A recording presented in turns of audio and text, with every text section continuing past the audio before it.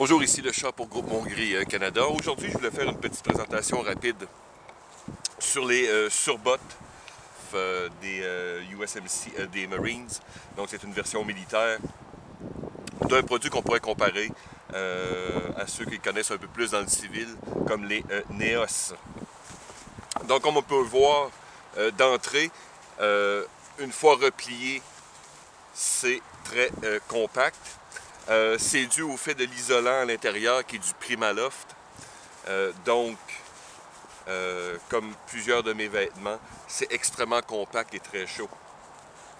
Donc la surbotte, ici je l'ai repliée.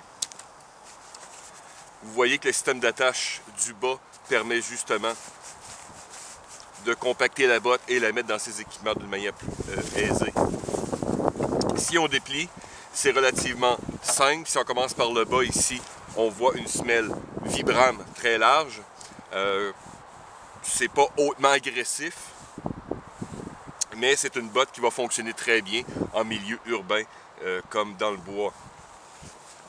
Le bas ici, à la hauteur, on pourrait dire de 6-8 pouces, est fait d'un Cordura 1000D très épais. Donc on sent couture minimaliste et le léger renflement à l'arrière si vous utilisez par exemple des skis ou des raquettes. Le haut, beaucoup plus léger, on pourrait le comparer à une espèce de poplin, est fait comme ma veste ici de génération 3, de niveau 7 génération 3, c'est le même tissu. Donc une espèce de nylon polyester extrêmement fin, mais très, je peux dire, extrêmement résistant. Un système d'attache au niveau ici du mollet. Donc élastique, donc toujours très intéressant.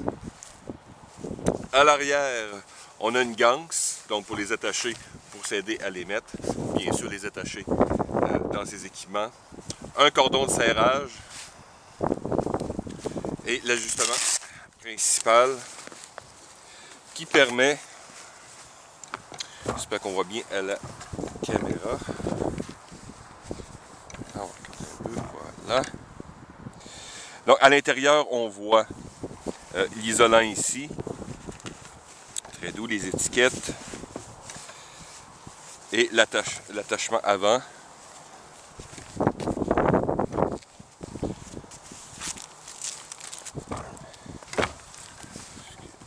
Là. Donc velcro et on va sur le côté.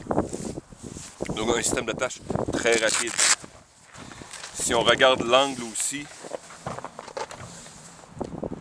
donc vous voyez que la botte est très large. J'ai mes bottes actuellement, mes Salomon 4D, et je chose du 13.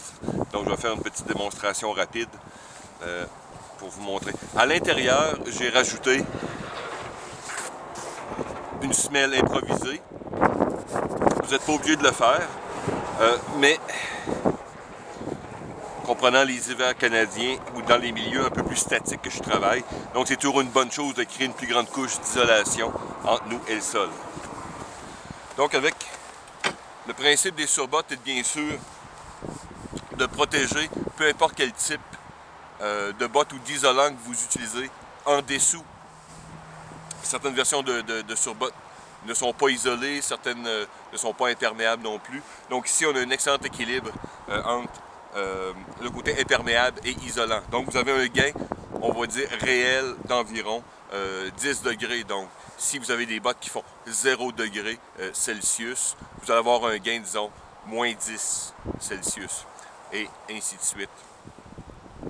Donc j'ai opéré des années avec des Neos au Yukon, à l'école de survie et dans multitude d'occasions.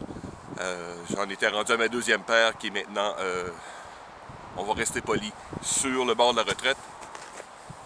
Donc j'essaye ces nouvelles paires cette année qui semblent pour l'instant tout à fait satisfaisantes. Plus de résultats. Mais c'est pour dire à certaines personnes, le principe sans vendre ces bottes Pantimon Neos ou une autre paire, c'est le principe lui-même de la surbotte de la mock-up militaire aussi. J'ai posté sur le Facebook de Groupe Montgris différents principes. Le but étant de créer le plus d'air possible, évidemment, gardant le maximum de circulation sanguine. C'est le principe.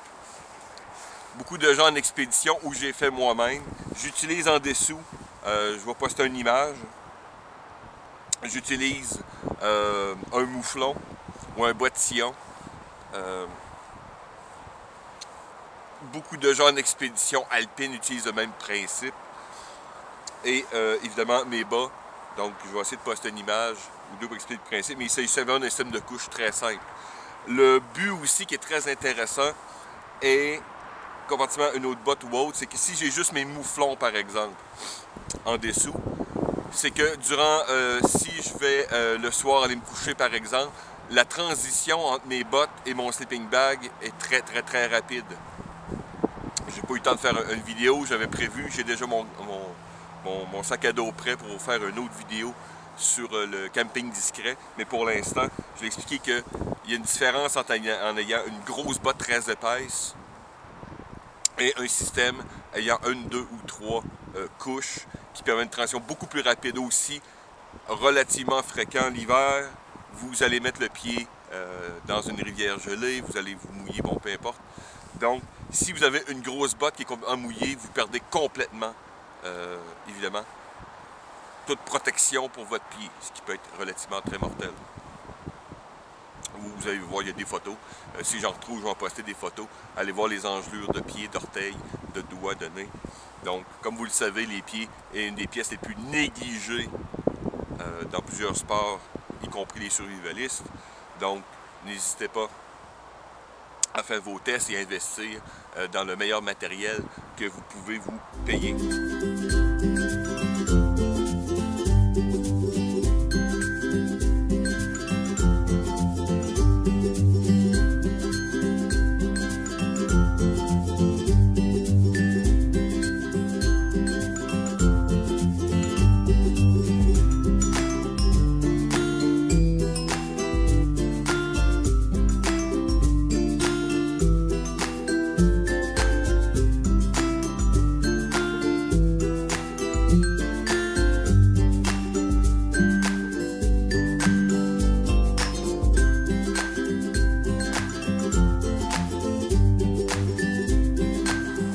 Alors voilà, commence à manquer d'éclairage un peu, mais c'était pour une petite démonstration rapide, quelques explications, donc j'espère que ça a été intéressant, donc merci de m'avoir écouté.